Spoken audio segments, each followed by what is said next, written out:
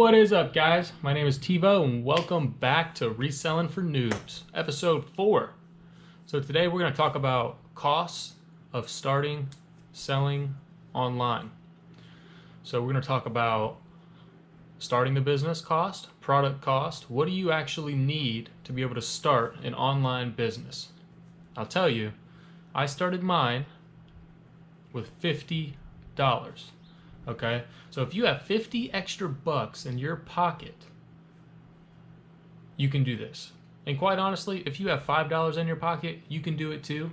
It's really not that hard. It just takes a little bit longer, right?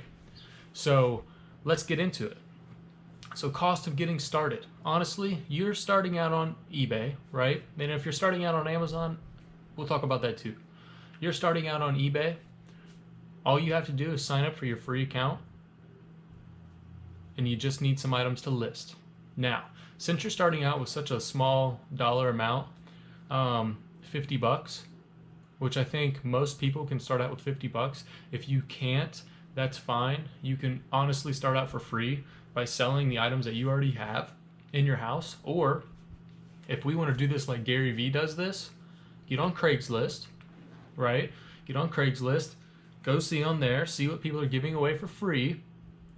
Go pick that up and flip it and sell it on eBay or on Facebook Marketplace, whatever builds the amount of money that you need to be able to successfully start your business with buying your own product and doing it that way. So technically, you can start out for free without any money because you're either selling your items or you're picking up free items off the side of the road. So product cost, like I said, $50 or less. You can go to the thrift store, go on half off day, go shop the 50 to 75% clearance that they have in those thrift stores, whatever. You can get up to 50 items, right? You know, look on Craigslist, who's giving away bags of clothes? Who doesn't want them anymore? Go to yard sales. Ask them how much would they give you a bargain for if you bought 50 items, right? I guarantee you they'll make it half the price. It's just these kinds of things that you have to think about when you're first starting out because you don't have the capital to be able to spend it. Right? You don't have a lot of capital to be able to do the things that other resellers are doing that have been doing this for a while, and they've built up their capital and they have money to be able to go buy things without really sourcing the dirty areas of the world, right? But if you're just starting out, that's what you have to do. And that's what it's going to take, and that's going to show your dedication if you really want to be a reseller or if you want to pose as a reseller, okay? So nickel and dime everything as much as possible. Meaning, say you buy things on Amazon or you buy things online just like most of the world does at this point. Save those boxes. Save the bubble wrap. Save the air pillows in there, right? Save all that stuff because that is supplies that you do not have to buy for your business. Now, once you become more of a higher end seller and you start selling thousands and thousands of dollars, I suggest that you order boxes or you use the free ones that are provided through the carriers.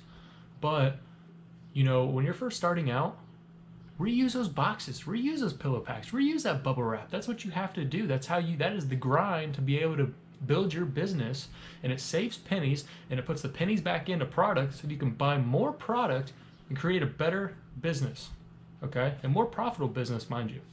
So that really touches on supply cost. When we talk about where you should not cheap out, okay? You should not cheap out on when you're shipping an item. Okay, if your item's over $200, you need to put insurance on that item and you need to put a signature required on that item. Why? What happens if something, goes wrong with that item? Who's ultimately going to be responsible if that item doesn't show up? You are at first, because that's what's right of doing what's right for the business. Now, you can always hold those carriers accountable to, reimbursing you for the package or whatever, but who is that buyer going to go to? They're going to go to you. So do not cheap out on shipping services. Don't cheap out on packaging. Like I said, you can reuse packaging. It's fine. Now, don't be using a bunch of crazy stuff.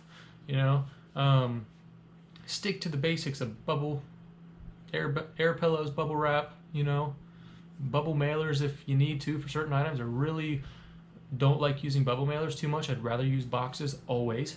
It more guarantees that your item's going to get there safely. So keep that in mind with everything. And if you're going to be, okay, so that was the eBay portion, right? Now, if you're going to be an Amazon seller, depending upon whether you are fulfilled by Amazon or if you're fulfilled by merchant, those two things I'll get into later videos next week on talking about the difference between FBA and FBM. So, but if you're an Amazon seller and you're just starting out, I am pretty sure if you're going to be a professional seller, you are required to have a EIN. So an EIN is an employer identification number. Basically, it's for taxes, right? So if you're an Amazon seller, you're looking to get into Amazon, like I said, that this should be after eBay. You shouldn't do this first, because my suggestion is before you even start selling on Amazon, after you're approved, or you might even have to do this before you're approved. I can't remember. It's been a while for me. You need to create an LLC. Now, the cost of that is over $100. I think I paid $150 for mine to be created.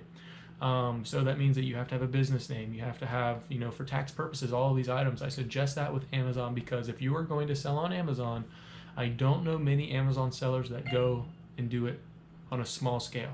Anybody that's going to Amazon is going to look for that higher scale and the bigger scale for really selling. So those are the things that you need to keep in mind on what are you starting out with. Because if you're starting out with Amazon, you better have capital, because 50 bucks ain't gonna do it. All right, guys. So that is episode 4. Stay tuned for tomorrow for episode 5. Thanks for watching. Like, share, and subscribe.